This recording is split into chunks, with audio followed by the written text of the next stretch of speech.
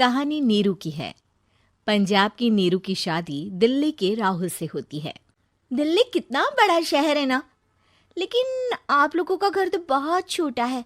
हमारे पंजाब में तो ये बड़े बड़े घर होते हैं कि मजा ही आ जाता है। कोई बात नहीं नीरू, मैं भी तुम्हारे लिए बहुत बड़ा मकान बनाऊंगा बहुत जल्दी। नीरू के पिता जहां पंजाब के जाने माने व्यापारी थे, वहीं उसका पति राहुल दिल्ली में एक सिंपल नौकरी करता था।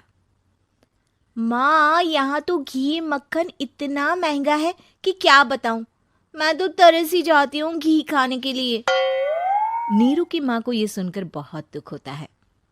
मेरी बेटी को घी नसीब नहीं हो रहा है और ये बहू यहाँ बैठकर घी में शक्कर डाल रही है। देख वनिता, मैं साफ कह रही हूँ, इस घर में जितना घी आएगा उतना ही मेरी बेटी के घर दिल्ली भी जाएगा। अरे ये क्या बात होती है माँ जी? बेटी का उतना ही करो जो अच्छा लगे। अब क्या मायके से घी और मक्खन तक की सप्लाई करोगी आप? हाँ, मेरी बेटी किसी चीज को तरसे मुझसे बर्दाश्त नहीं होता। अब क्या था, नीरू के मायके में 2 किलो घी आता तो 2 किलो दिल्ली जाता नीरू के पास।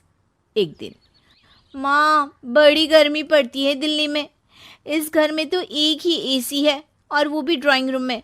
सारा परिवार एक ही कमरे में सोता है। हाँ बेटा, वो तो हर घर की कहानी है। यहाँ भी एक ही एसी है। अरे बिल इतना आता है कि क्या बोलूं। तभी वहां राकेश आ जाता है। माँ, थोड़ी देर में यहाँ कुछ प्लम्बर आएंगे मेरे कमरे में एसी लगाने। जरा ध्यान से लगवा देना ना माँ। ओए, ऐसे कैसे तेरे कमरे में एसी लगेगा? हाँ राकेश, एक बार बात तो कर लेता। अरे पापा, वो वनिता को गर्मी में नींद नहीं आती। ड्राइंग रूम में सबके साथ सोने में वो अनकंफर्टेबल है, इसलिए। अरे पूरे परिवार के साथ वहां तेरी बहन नीरू भी तो सोती है। वो नहीं हो रही क्या अनकंफर्टेबल? समझ रहा है ना? अगर एसी लगेगा तो एक दिल्ली में तेरी बहन के कमरे में भी लगेगा, तभी तू लगा सकेगा। राकेश वनिता को सारी बात बताता है। वनिता करती भी क्या, मन मारकर बैठ जाती है। माँ, ये लोग ठीक नहीं है, क्या करूं मैं? अरे बेटी, यहाँ आ जा, तू यहाँ आकर रह ले। अरे छोड़ दे ऐसे पति को। कैसे छोड़ दूं माँ? समाज क्या कहेगा, लोग क्या कहेंगे? वैसे भी मेरा एक बेटा है मयंक। अरे हटा बेटा, तेरी उम्र ही क्या है, इतनी परेशान रहेगी तो काम कैसे चलेगा। खैर, बात आई गई हो जाती है। माँ को लगता है कि नीरू ठीक है, तो वहीं नीरू के मन में एक ही लाइन चल रही होती है, यहाँ आजा। माँ ने तो बोल ही दिया है कि यहाँ आजा। बस मयंक थोड़ा सा बड़ा हो जाए, इन गरीबों को छोड़कर मैं वापस माँ के पास ही चली जाऊंगी।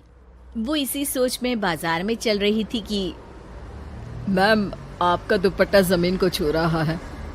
नीरू जैसे ही उस लड़की की तरफ देखती है, देखती ही रह जाती है। हाय रे, कितना सुंदर लड़का है ये। अब क्या हुआ? मैंने कहा आपका दुपट्टा। तो खुद ही उठाकर दे दो ना। लड़का समझ जाता है कि नीरू उस पर फिदा हो चुकी है। वो उससे उसका नंबर लेकर चला जाता है। अब क्या था, नीरू और रोहित में लगातार बातें होने लगती है।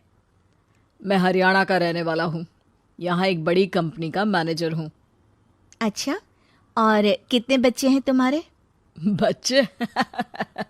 अरे मेरी तो शादी भी नहीं हुई है। तुम बताओ, शादी करोगी? नीरू शर्मा जाती है। अब लेकिन मैं तो पहले से ही शादीशुदा हूँ। मुझे फर्क नहीं पड़ता, बस तुम शादी कर लो, भाग चलते हैं। बहुत पैसे वाला हूँ मैं, हमेशा खुश रखूंगा तुम्हें। नीरू रोहित से मिलकर सारा प्लान बना लेती है और फिर एक दिन घर से भाग जाती है। दोनों शादी कर लेते हैं। शादी के बाद, क्या बात है नीरू, तुम्हें परेशान सा देखता हूँ, सब ठीक तो है ना? हाँ हाँ, सब ठीक है।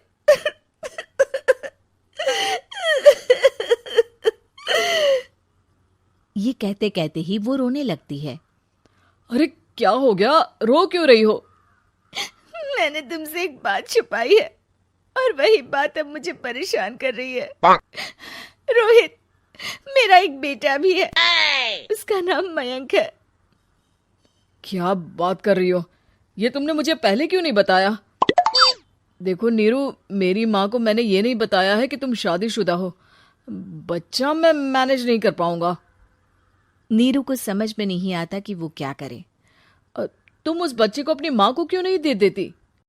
नीरू चुपके से माँ को फोन करती है। माँ, क्या मयंक को तुम रख सकती हो? बेटा, मैं राकेश के साथ बात करती हूँ। आखिर घर का बेटा वही है, जो वो बोलेगा। वैसे भी बेटा, तूने जो किया है ना, उसके बाद से पूरा घर तेरी बुराई कर रहा है। मैं भी अब किसी से तेरे लिए लड़ नहीं सकती। राकेश बेटा, नीरू ने तो जो किया बहुत ही बुरा किया, लेकिन मैं सोच रही थी कि क्यों ना मयंक को हम यहाँ ले आए। तभी वनीता बोल पड़ती है। वाह जी, ऐसे कैसे यहाँ ले आए? यहाँ क्या भंडारा भरा है? और जिस बच्चे की माँ ने नहीं सोचा, उसके लिए हम क्यों सोचे? नीरू को एक बार तो अपने बच्चे के बारे में सोचना चाहिए था ना। अरे लेकिन तेरे पास भी तो लड़का नहीं है ना वनीता। माँ, वनीता ठीक बोल रही है। कल को वो बड़ा होकर इसी घर का हिस्सा मांगेगा तो हम क्या करेंगे? माँ कहती भी तो क्या, वो चुप रह जाती है। वहीं नीरू का पहला पति कहता है। माँ, अगर आज भी वो वापस आ जाए तो मैं उसे माफ कर दूंगा। बेटा, गरीबी चीज ही ऐसी है, क्या करेगा? तू तो अब मयंक का सोच। वो बेचारा तो बिना माँ का हो गया। मयंक के खातिर तू दूसरी शादी कर ले बेटा। लोगों के लाख समझाने के बाद नीरू के पहले पति की शादी रिद्धि से हो जाती है, जिसके पहले पति से 2 बच्चे होते हैं। देखो जी, मैंने शादी सिर्फ बच्चे के खातिर की है। मैंने भी शादी सिर्फ बच्चों के खातिर की है। वहीं नीरू के दूसरे पति के मन में ये बात घर कर जाती है कि नीरू एक मासूम बच्चे को उसके खातिर छोड़ कर आई है। अब देखो नीरू, मुझे लगता है कि जो औरत अपनी कोख का बच्चा छोड़ सकती है, वो तो कुछ भी कर सकती है। कल को तुम्हें मुझसे अच्छा कोई मिल गया तो तुम तो मुझे भी बाय बाय कर दोगी ना। नीरू को अब उसका दूसरा पति ताने देना शुरू कर देता है।